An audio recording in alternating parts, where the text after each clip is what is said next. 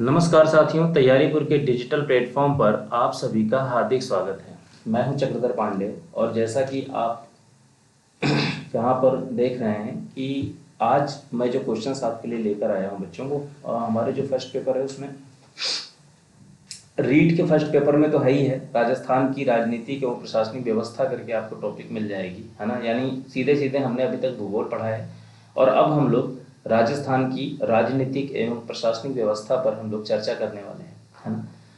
राजनीतिक एवं प्रशासनिक व्यवस्था में बहुत सारी चीज़ें आती हैं, जैसे राज्य सरकार आते हैं। राज्य सरकार के अंतर्गत ही राज्यपाल है, उच्च न्यायालय है, स्थानीय स्वशासन है, जिला प्रशासन है ना, सचिवालय है।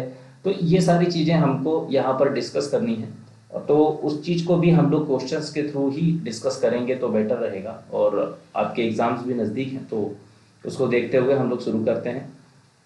राजस्थान की राजनीतिक एवं प्रशासनिक व्यवस्था, उसके अंतर्गत जो हमारा आज का पहला टॉपिक है वो है राज्य सरकार। और राज्य सरकार के अंतर्गत हम लोग राज्यपाल पे चर्चा करने वाले हैं। राज्यपाल पे चर्चा करते हुए हम आगे देखते हैं कि पहला क्वेश्चन जो है हमारा, भारतीय संविधान का कौन सा अनुच्छेद उपबंध करता है कि प्रत्येक राज्य के लिए एक राज्यपाल होगा।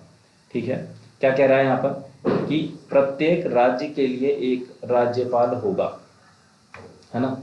यह किस अनुच्छेद के तहत ये उपबंध किया गया है? तो अगर हम बात करें यहाँ पर किस अनुच्छेद के तहत ये उपबंध किया गया है, तो यहाँ पर आपको अनुच्छेद 153 क्या कह रहा है? अनुच्छेद 153 कह रहा है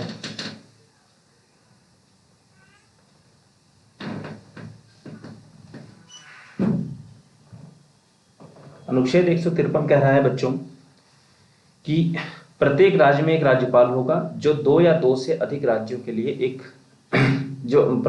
दो या दो से अधिक राज्यों के लिए एक राज्यपाल होगा। देखो यहाँ पर यह कह रहा है, अनुच्छेद 153 क्या कह रहा है कि प्रत्येक राज्य के लिए एक राज्यपाल होगा, है ना। और ये जो राज्यपाल है ये दो या दो से अधिक राज्यों के लिए भी हो सकता है ना। और यह जो एक से अधिक राज्य की अगर हम बात करें, एक से अधिक राज्य की हम बात करें कि एक से अधिक राज्य के लिए अगर हम बात करें कि एक राज्यपाल हो सकता है, हाँ बिल्कुल हो सकता है ना। राज्य के लिए राज्यपाल हो सकता है।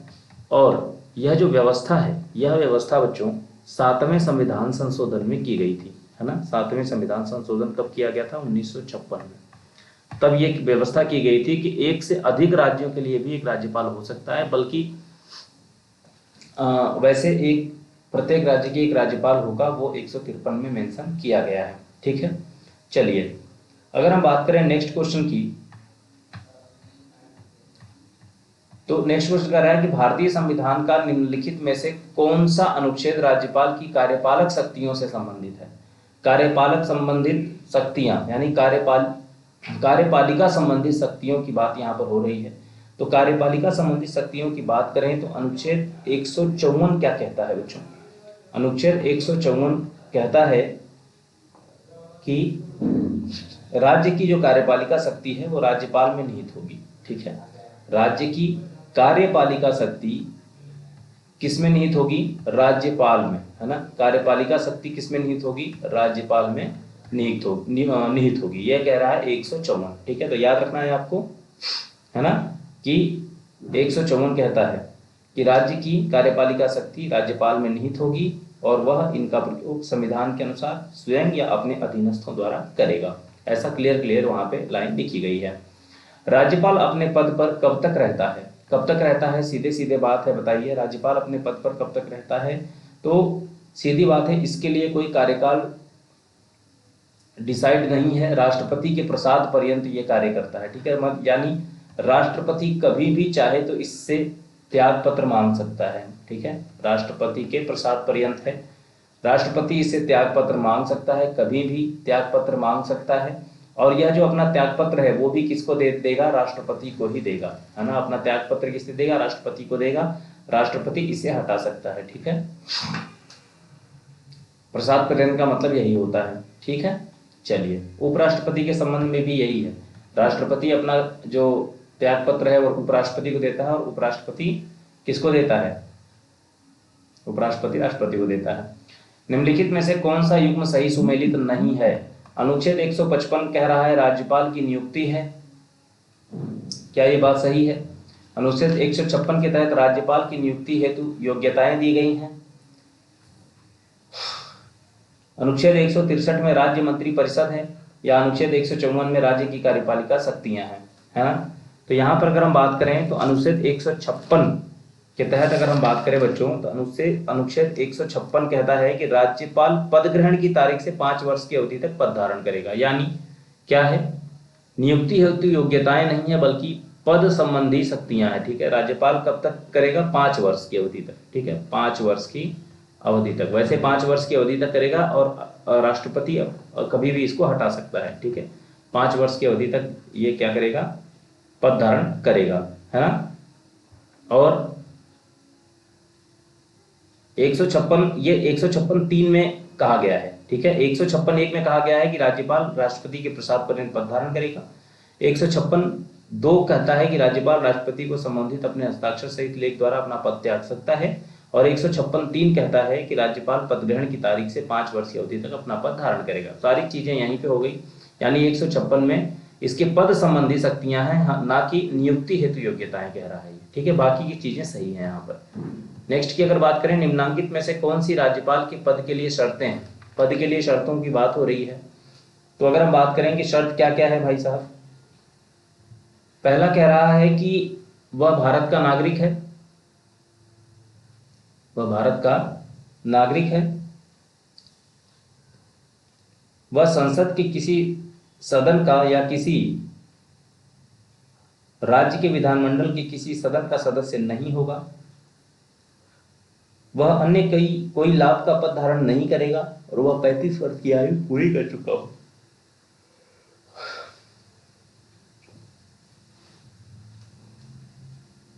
तो पद के लिए शर्तों की अगर हम बात करें बच्चों, तो यहां पर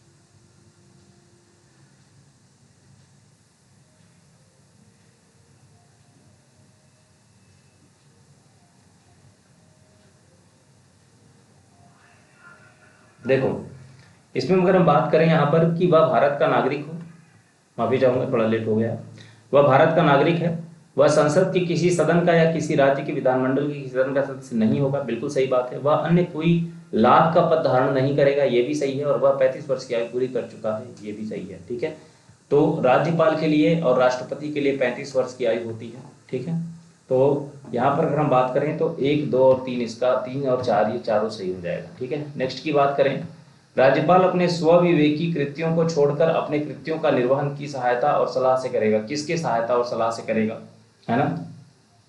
किसकी सहायता सलाह से करेगा? तो मुख्यमंत्री और मंत्री परिषद। ठीक है, मुख्यमंत्री और मंत्री परिषद की सहायता और सलाह से वो क्या करेगा? अपने कृत्यों का या कार्यों का निर्वहन करेगा। ठीक है, भारतीय संविधान के किस अनुच्छेद के अंतर्गत राज्यपाल राजस्थान के महाधिवक्ता की नियुक्ति करता है?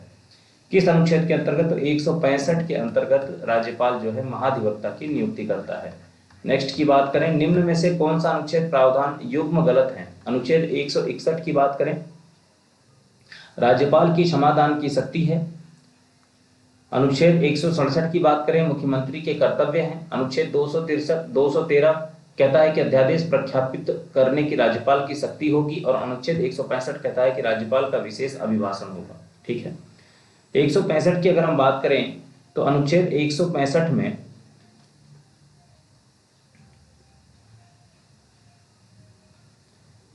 राज्यपाल का अगर हम बात करें विशेष अभिभाषण किसके तहत होता है? तो अनुच्छेद 176 के तहत होता है बच्चों, है ना। अनुच्छेद 176 में राज्य का विशेष अधिवेशन या राज्य का विशेष अभिभाषणों का उल्लेख है ना।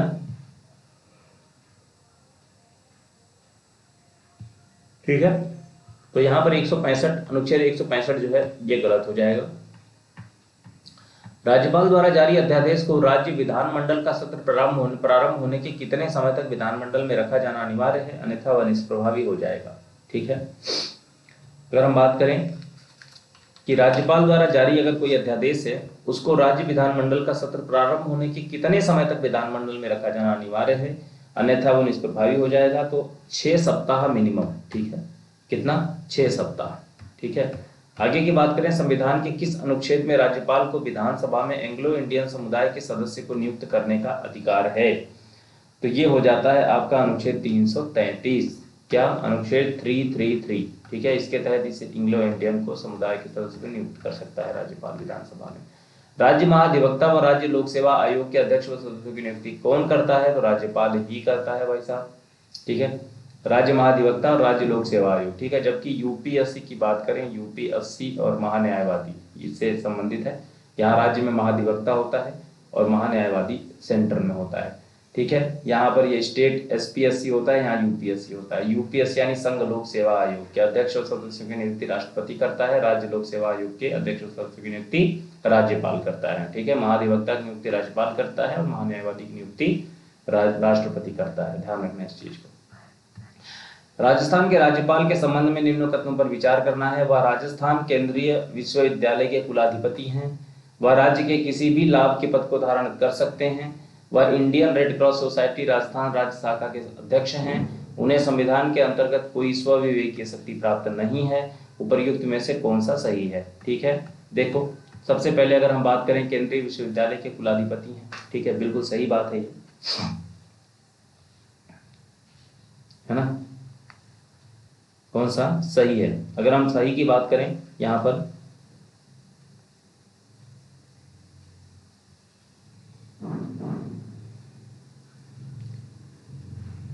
वह राजस्थान केंद्रीय विश्वविद्यालय के कुलाधिपति, केंद्रीय विश्वविद्यालय के कुलाधिपति नहीं होते ये, ठीक है, तो यहां पर ये गलत हो जाता है।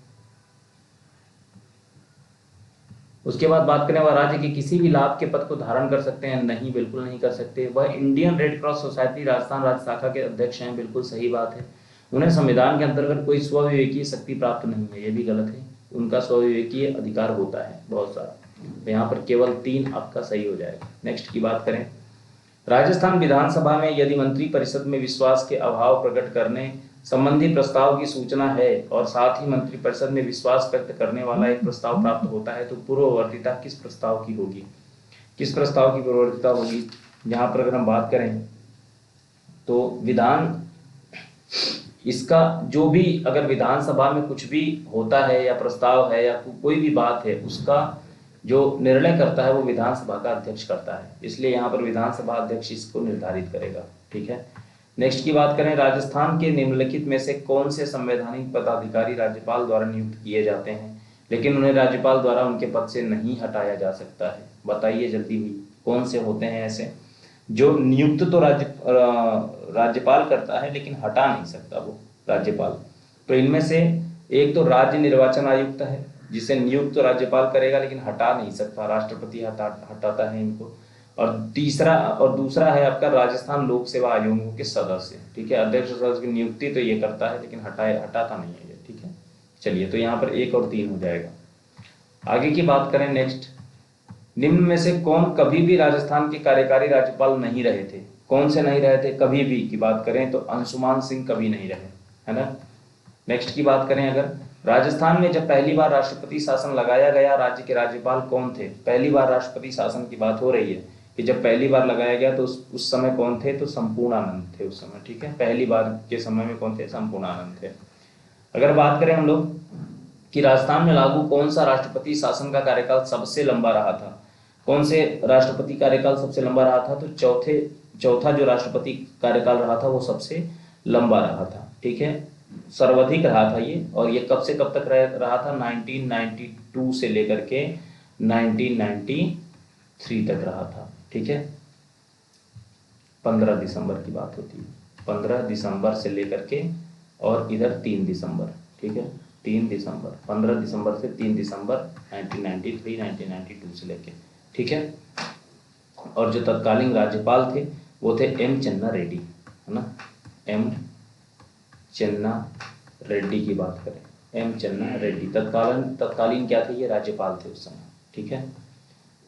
आगे की बात करते हैं, राजस्थान में आखिरी बार जब राष्ट्रपति शासन लगाया गया, यहाँ के राज्यपाल कौन थे? आखिरी बात की बात हो रही है तो यहाँ के राज्यपाल वही थे, एम चन्ना रेड्डी, ठीक है। चौथा था और एम चन्ना रेड्डी थे, ठीक है। चलिए नेक्स्ट की बात करते हैं। मुख्यमंत्री की नियुक्ति भारत के संविधान के किस अनुच्छेद के अंतर्गत होती है? तो अनुच्छेद 164 के तहत होती है मुख्यमंत्री की नियुक्ति, ठीक है। और मुख्यमंत्री की नियुक्ति राज्यपाल करेगा, है ना। चलिए नेक्स्ट की बात करें। भारत के संविधान के किस अनुसूची के तहत राज्य में राज्यपाल द्वारा मंत्री को पद एवं गोपनीयता की शपथ दिलाई जाती है ना। शपथ की बात करें तो ये तीसरी अनुसूची कहती है ना। तीसरी अनुसूची किसकी बात करती है? शपथ की बात करती है। पहली अनुसूची में संघ राज्य क्षेत्र है ना। और तीसरी अनुसूची शपथ की बात करती है, ठीक है। आगे की बात करें हम लोग नेक्स्ट की। मुख्यमंत्री के वेतन और भत्ते निम्न में से किसके द्वारा निर्धारित किए जाते हैं? मुख्यमंत्री के वेतन और भत्ते कौन निर्धारित करता है बच्चों? तो यहाँ पर राज्य विधानसभा निर्धारित करती है, ठीक है। राज्य विधानसभा मुख्यमंत्री के वेतन और भत्ते निर्धारित करती है। राज्य में संसदीय सचिव किसके समक्ष शपथ लेता है या प्रतिज्ञान करता है? संसदीय सचिव की बात हो रही है तो ये मुख्यमंत्री के समक्ष ही शपथ लेता है ना। किसके समक्ष लेता है? मुख्यमंत्री के समक्ष ये शपथ लेता है। नेक्स्ट की बात करें अगर हम, निम्न में से उस समूह का चयन कीजिए जिन्होंने 3 या अधिक अवसरों पर राजस्थान के मुख्यमंत्री पद की शपथ ली थी। कौन कौन से हैं वो भाई? तो इनमें अगर हम बात करें तो मोहनलाल सुखाड़िया हैं, हरिदेव जोशी हैं और अशोक गहलोत हैं, है ना। चलिए नेक्स्ट की बात करें।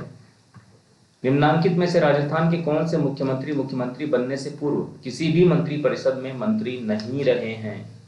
कौन कौन से ऐसे हैं?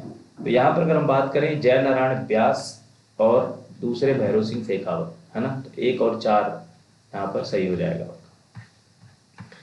निम्नांकित में से कौन सा विकल्प राजस्थान के मुख्यमंत्रियों के कार्यकाल का सही क्रम है? कार्यकाल का सही क्रम यहाँ पर पूछ रहा है। तो अगर हम बात करें हरदेव जोशी, भैरव सिंह शेखावत, जगन्नाथ पहाड़िया और शिवचरण माथुर, ठीक है। हरदेव जोशी की बात करें अगर तो ये 73 से लेकर के, मैं ऐसे ही बता रहा हूँ, पूरा डेट नहीं बता रहा हूँ, 73 से लेकर के 77 तक ये रहे थे, ठीक है। 1977 है ना, 1973 कहीं 1873 में समझ लेना। उसके बाद भैरव सिंह शेखावत की बात करें तो 77 से लेके 80 तक रहे थे ये, है ना। 77 से लेके 1980 तक रहे थे। और अगर हम जगन्नाथ की बात करें, जगन्नाथ पहाड़िया की, तो 80 से लेके 81 तक रहे थे, 80 से लेके 81 तक रहे थे, ठीक है। और शिवचरण माथुर की बात करें तो 81 से लेके 85 तक रहे थे, 81 से लेके 85 तक, 1900, है ना। तो ये सही है, आपका पहला वाला सही हो जाएगा, है ना। नेक्स्ट की बात करते हैं। संसद में राजस्थान से कितने सदस्य चुने जाते हैं? बताइए जल्दी फटाफट। संसद में राजस्थान से कितने सदस्य चुन लिए जाते हैं? ठीक है, तो 35 सदस्य हैं बच्चों। कितने? 35 सदस्य चुने जाते हैं। अब 35 सदस्य की बात करें तो 25 तो लोकसभा से हो जाते हैं, है ना, लोकसभा, ठीक है। और 10 जो होते हैं वो राज्यसभा की सीटें हैं यहाँ पर, ठीक है। राज्यसभा से 10 राज्यसभा से और 25 लोकसभा से। चलिए आगे की बात करें। यहाँ पर एक व्यक्ति बिना राजस्थान विधानसभा का सदस्य होते हुए भी कितने मास तक राजस्थान के मंत्री पद पर रह सकता है? तो 6 महीने की बात करते हैं, ठीक है। 6 महीने तक रख सकता है। उसके बाद उसको कहीं किसी न किसी की अध्यक्षता ग्रहण करनी पड़ेगी विधानमंडल की, ठीक है। विधानमंडल का मतलब होता है किसी भी सदन की। विधानमंडल, अगर विधानमंडल में विधान परिषद और विधानसभा दोनों आ जाते हैं तो इनमें से या तो विधान परिषद के ले ले या विधानसभा के ले ले, सदस्य बनना पड़ेगा उसको, ठीक है। चलिए आगे की हम बात करते हैं नेक्स्ट की। राजस्थान की प्रथम महिला विधायक कौन थी? तो अपनी यशोदा देवी, ठीक है। नेक्स्ट की बात करें यहाँ पर कि राजस्थान के कितने लोकसभा निर्वाचन क्षेत्र अनुसूचित जाति के लिए आरक्षित हैं? कितने हैं भाई? तो 4 हैं, ठीक है, 4। अगर हम बात करें 4 तो किसके लिए? अनुसूचित जाति यानी एससी की बात करें। और एसटी अगर पूछ ले तो आप कह देंगे 3 सीट। कितनी? 3 सीट, ठीक है। 3 सीट की अगर बात करें कौन कौन सी है? दौसा है, उदयपुर है, दौसा यहीं पे तो है ये, दौसा उदयपुर और आप बांसवाड़ा कह दीजिएगा, ठीक है। क्या कह दीजिएगा? बांसवाड़ा, है ना। ये तो हो गया किसकी? एसटी की सीट। और एसटी में जो 4 हैं वो कौन कौन से 4 हैं भाई? 4 हैं उनमें से एक तो है आपका गंगानगर, है ना, गंगानगर। दूसरा है, अगर आपका दूसरी की बात करें तो यह है बीकानेर, है ना, दूसरा है बीकानेर। और तीसरे की बात करें, अगर तीसरे की बात करें तो भरतपुर है, भरतपुर। और चौथा जो हो जाएगा आपका वो हो जाएगा करौली। क्या हो जाएगा? करौली हो जाएगा वैसा, ठीक है।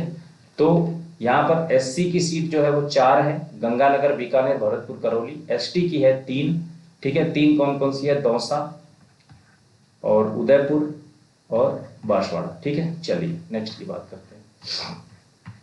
निम्नलिखित में से कौन कभी भी राजस्थान राज्य विधानसभा के उपाध्यक्ष नहीं रहे थे?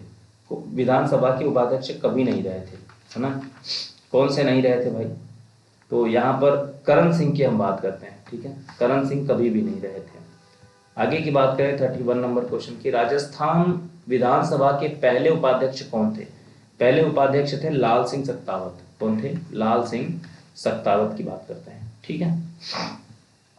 नेक्स्ट की बात करें, भारत के संविधान के अनुच्छेद 368(2) के उपबंधों के तहत यदि कोई विधेयक भारत की संसद द्वारा पारित होने के बाद यानी पश्चात राजस्थान विधानसभा के पास संकल्प द्वारा अनुसमर्थन के लिए आता है तो क्या हो सकता है? क्या क्या बात होगी कि संसद ने पारित कर दिया और राज्य विधानसभा में आ गया, वो राजस्थान की राज्य विधानसभा है, ठीक है। कोई विधेयक है, संसद में पारित हो गया और अब यहाँ पे आया है, यहाँ पे कहा गया कि भाई आप इसको पारित कर दीजिए, तो विधानसभा के पास सीधे सीधे क्या शक्तियां हैं ये पूछना चाह रहा है ये, ठीक है। तो विधानसभा संकल्प पारित कर सकती है, हाँ बिल्कुल कर सकती है भाई। विधानसभा संकल्प अस्वीकार कर सकती है, हाँ बिल्कुल अस्वीकार भी कर सकती है और स्वीकार भी कर सकती है, यानी पारित भी और अस्वीकार भी। ऐसे संकल्प में कोई संशोधन प्रस्तावित नहीं किया जा सकता है, नहीं, इसमें कोई संशोधन, उसने पारित कर दिया तो ये संशोधन नहीं कर सकते इसमें, ठीक है। अस्वीकार कर सकते हैं, संशोधन नहीं कर सकते। तो 1 2 3 तीनों सही है। बात करें राजस्थान विधानसभा की किस समिति के सदस्यों को विधानसभा अध्यक्ष द्वारा मनोनीत किया जाता है? किस समिति के सदस्य को विधानसभा अध्यक्ष द्वारा मनोनीत किया जाता है? तो ये है कार्य सलाहकार समिति, ठीक है, कार्य सलाहकार समिति। बात करें नेक्स्ट क्वेश्चन की, राजस्थान विधानसभा की प्रक्रिया तथा कार्य संचालन संबंधी नियमों के अनुसार निम्नांकित में से कौन से विभाग के प्राक्कलन समिति क के नियंत्रणाधीन है? ठीक है, तो यहाँ गृह विभाग होता है, ठीक है, मिनिस्ट्री ऑफ होम अफेयर्स इसके अंतर्गत आता है। राजस्थान के निम्नांकित मुख्यमंत्रियों में से कौन मुख्यमंत्री नियुक्त होते समय राजस्थान विधानसभा का सदस्य नहीं था? नहीं था भाई, कौन नहीं था? तो अगर हम बात करें तो यहाँ पर जगन्नाथ पहाड़िया नहीं थे, ठीक है, जगन्नाथ पहाड़िया नहीं थे। तो ये थे हमारे राज्यपाल से संबंधित कुछ क्वेश्चन। यहाँ से 1-2 क्वेश्चन पक्का आपसे पूछे जा सकते हैं, ठीक है। तो कल हम लोग जो करने वाले हैं उच्च न्यायालय, स्थानीय प्रशासन और जिला प्रशासन के क्वेश्चन हम कल डिस्कस करेंगे, उसके बाद आयोग के क्वेश्चन डिस्कस कर लेंगे, ठीक है बच्चों। तो मिलते हैं नेक्स्ट वीडियो में, तब तक के लिए धन्यवाद दोस्तों। चैनल को सब्सक्राइब कर दीजिएगा।